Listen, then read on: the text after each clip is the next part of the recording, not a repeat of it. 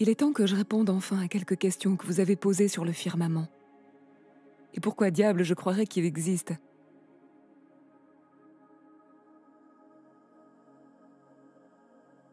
Et quelle preuve nous avons qu'il est là autre que la Bible pour les religieux fous que nous sommes? Et vous posez de très bonnes questions. Vous êtes sur le point de comprendre pourquoi des gens comme moi et des milliers d'autres personnes croient que la Terre n'est pas ce qu'on nous a dit.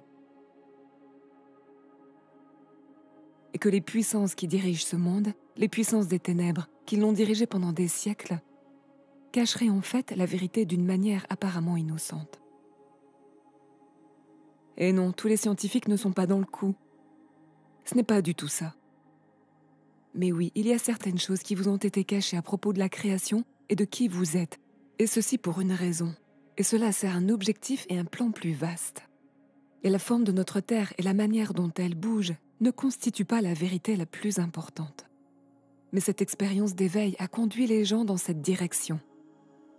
Et j'espère que cela fera la même chose pour ceux d'entre vous qui ont toujours eu le sentiment qu'au fond, quelque chose ne va pas et que vous n'êtes pas celui qu'on vous a dit.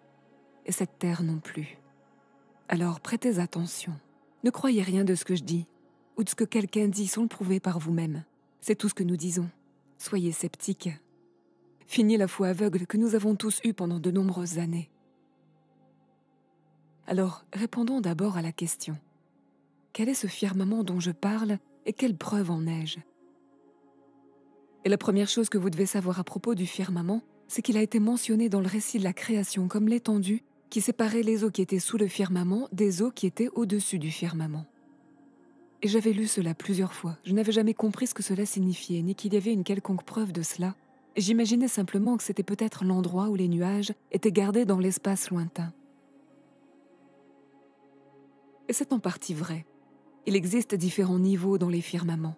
Mais le firmament a également été mentionné lors du grand déluge, lorsque les portes des cieux se sont ouvertes et que l'eau s'est déversée sur la terre.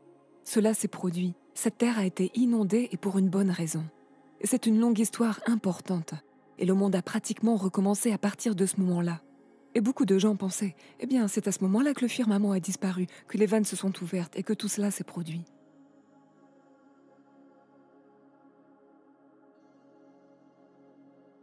Cependant, ce n'est pas ce qui s'est passé. Et il y a des preuves, et nous allons d'abord examiner la preuve de ces fusées que nous avons tous vues monter dans les airs et qui semblent redescendre directement sur Terre, selon une trajectoire arc-en-ciel. Et les gens disent que c'est une question de perspective. Mais heureusement, nous avons des photos de ces trajectoires de vol vues de côté. Et vous pouvez voir qu'à moins que la Terre ne soit vraiment petite, celle-ci ne vole pas au-dessus de la courbure de la Terre. Elle s'envole vers l'océan. Certains disent dans le triangle des Bermudes, où tous les témoins disparaissent. Et vous verrez ici que nous comprenons bien comment fonctionne la mécanique orbitale, qu'il faut aller 10 fois plus vite qu'une balle pour entrer en orbite, même si nous n'avons jamais vu une combustion aussi rapide, car elle pourrait anéantir toute l'humanité. Mais voici une fusée qui n'a pas suivi cette trajectoire de vol. Beaucoup d'entre vous ont vu ces images de fusées flotter ou voler. Ce clip de fusée provient du lancement de la fusée GoFast. Si vous ne l'avez jamais vu, c'est un record. Vous n'avez jamais vu une fusée aller aussi vite, aussi haut ou aussi droit. Habituellement, elle plonge vers le bas, avec une trajectoire en cloche, comme vous venez de le voir dans la vidéo, mais ce n'est pas le cas de celle-ci. Et cela a amené beaucoup de gens à s'ouvrir au fait que c'est peut-être pour cela que les images de la Terre sont composites. C'est peut-être pour cela qu'ils ont inventé l'histoire des ceintures de Van Allen et pourquoi nous ne pouvons plus aller dans l'espace lointain et envoyer des gens aussi loin. Mais cette fusée a atteint 117 km d'altitude, puis elle s'est arrêtée instantanément, comme vous êtes sur le point de le voir. Alors regardez, écoutez.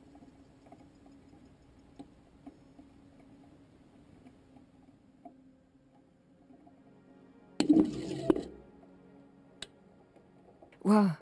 Et voici à nouveau.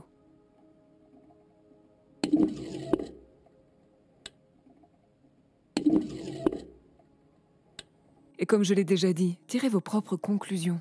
Qu'est-ce qu'elle aurait pu heurter? Mais regardez la vue latérale. Heureusement, il y avait une caméra orientée sur le côté et vous pouvez voir l'horizon lorsqu'elle s'arrête. Vous pouvez également voir ce qui ressemble à la Lune au loin lorsque cette chose tourne et cet horizon semble très plat. Tirez vos propres conclusions à ce sujet. Cela aurait pu être un objectif fisheye. Cependant, j'ai vu une autre fusée décoller. Cette fois-là, c'était la nuit. Et les gens se demandent pourquoi cette fusée n'a pas explosé si elle se déplaçait si vite. C'est une excellente question, une question légitime. Je ne vais pas éluder cette question car je pense qu'il y avait des circonstances miraculeuses et certaines propriétés du firmament que nous ne comprenions pas. Les gens disent « Eh bien, c'est un dôme de verre solide ». Eh bien, cela pourrait probablement être en partie vrai. Pourtant, ce dôme, cette étendue solide, comme du verre fondu, comme il est dit dans la Bible, est impénétrable. Nous avons déjà essayé de le faire exploser lors de l'opération Fishball. Je ne rentrerai pas dans les détails de cet aspect, de cette histoire. J'espère que vous y réfléchirez après avoir vu ce que vous êtes sur point de voir. Mais cette fusée voyageait la nuit et faisait des choses étranges, comme nous avons déjà vu des fusées le faire la nuit. Et c'est très mystérieux. Et il n'y a vraiment aucune explication exacte de ce que nous voyons, mais nous savons que cette chose fait quelque chose de bizarre. Et je le regardais et je me disais, eh bien, on dirait qu'il n'a pas touché le firmament. Et puis, à ma grande surprise, j'ai vu des ondulations. Et vous êtes sur le point de les voir se déplacer à travers ce qui semble être le firmament. Et voilà. Ces ondulations ressemblent à celles que vous avez vues sur l'eau, mais elles sont vraiment très lointaines. Ce sont des ondulations géantes qui se déplacent vers l'extérieur. Je pensais que c'était spectaculaire. Je n'avais jamais rien vu de pareil. Et ce sont mes premiers indices selon lesquels ces fusées pourraient avoir touché quelque chose. Et c'est peut-être en partie pourquoi ils mentent sur l'espace lointain et nous envoient toutes sortes d'animations. Ensuite, je suis tombée sur ces sprites. Un phénomène connu sous le nom d'éclairs dans la haute atmosphère. Et les gens ne le savent pas. Une personne ordinaire ne connaît pas ces choses. Et ils se produisent bien au-dessus des nuages. Les nuages sont à environ 5 km d'altitude.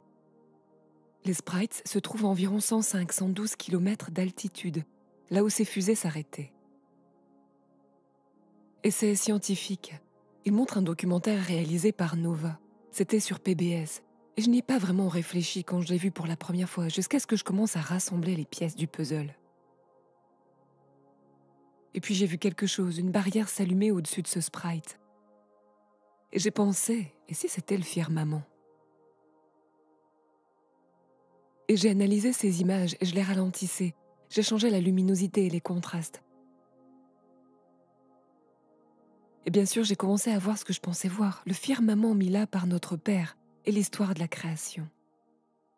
C'est là depuis toujours.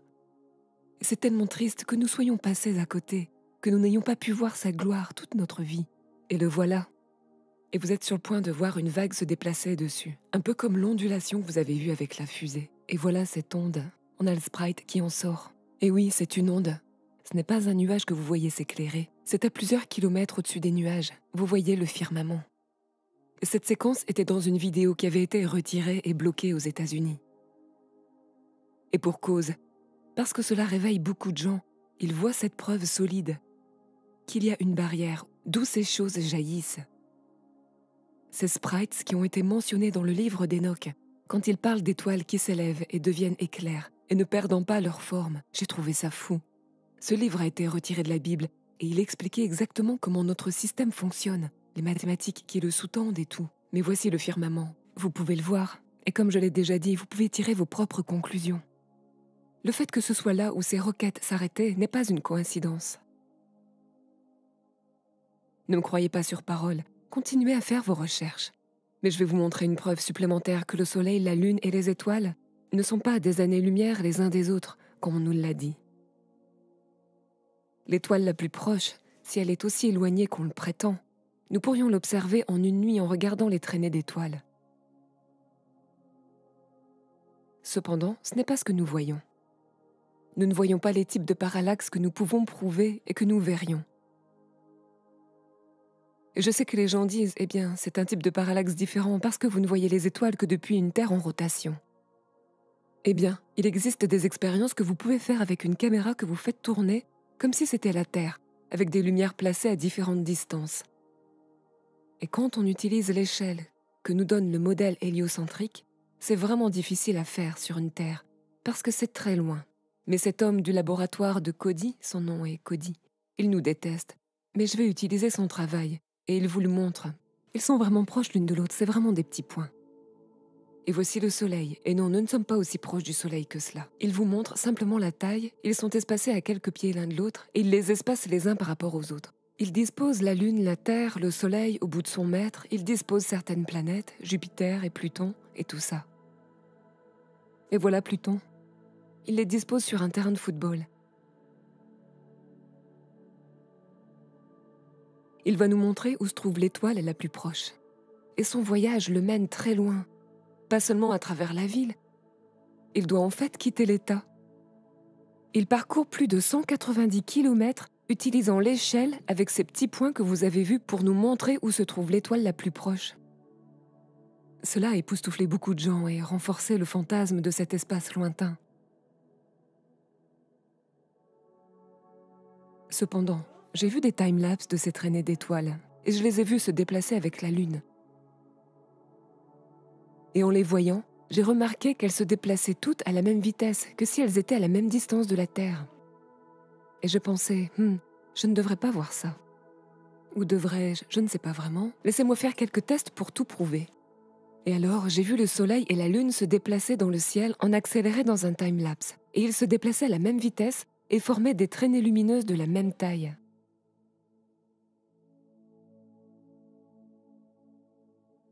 Et je pensais, eh bien, si je peux mettre en place une expérience qui prouvera qu'une caméra tournante ferait cela avec des lumières à différentes distances, peut-être que je reviendrai sur ce modèle héliocentrique qui a été inventé par quelqu'un qui a regardé les étoiles dans les années 1500.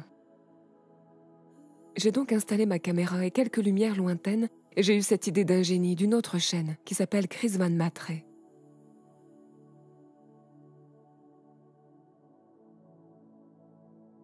J'avais vu une expérience où il a fait cela à petite échelle et avait produit des résultats choquants. J'ai donc installé une caméra, fait ma propre expérience et, pour sûr, les traînées lumineuses que je voyais ressemblaient beaucoup à ce que j'avais mesuré. Lorsque j'ai mesuré l'une des lumières qui se trouvait à environ 800 mètres et la compare à une lumière qui était environ à 8 mètres de mon appareil photo.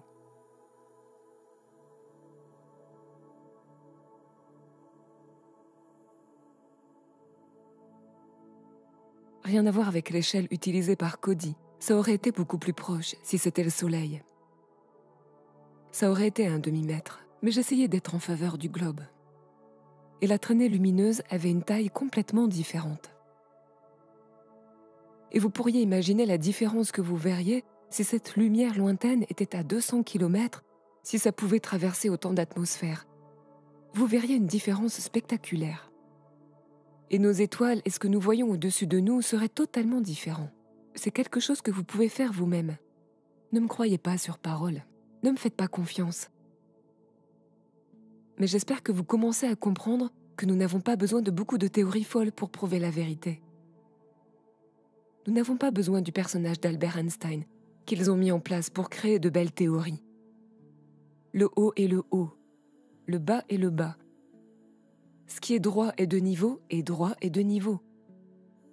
Il existe de nombreuses autres preuves. Il suffit de lever les yeux, de constater par vous-même. Regardez les étoiles, regardez le soleil. Assurez-vous d'utiliser des lunettes de protection, mais réfléchissez à ce problème. C'est vraiment génial. Cette vérité et le fait qu'ils aient réussi à nous piéger pendant si longtemps sont assez impressionnants. Mais allez-y, avalez ça. Admettez que vous avez été dupé, ce n'est pas grave. Ravalez votre fierté et faites vos recherches. La vérité semble vraiment folle, mais une fois que vous découvrez la vérité, les mensonges auxquels vous croyez semblent bien plus fous.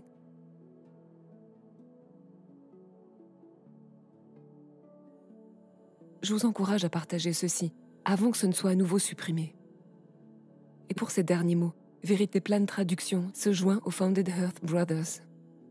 Téléchargez ça, diffusez, quoi que vous vouliez faire. C'est gratuit pour tous ceux qui souhaitent l'utiliser. Je vous aime. Le Père vous aime bien plus que moi et fait tellement pour vous. Je prie vous demande d'apprendre à le connaître et de comprendre qui vous êtes vraiment et qu'il n'y a rien de mal à perdre les choses de ce monde et à gagner quelque chose que vous ne pouvez pas perdre. Et je demande qu'il vous libère pour la gloire du Père. Yahuwah Elohim, le seul vrai Père qui a fait cette terre, qui a fait les cieux. Et il vous aime. Et je le remercie de m'avoir envoyé ici pour vous dire cela, et pour que vous compreniez exactement qui vous êtes et qui il est, que son amour et sa paix soient avec vous pour toujours.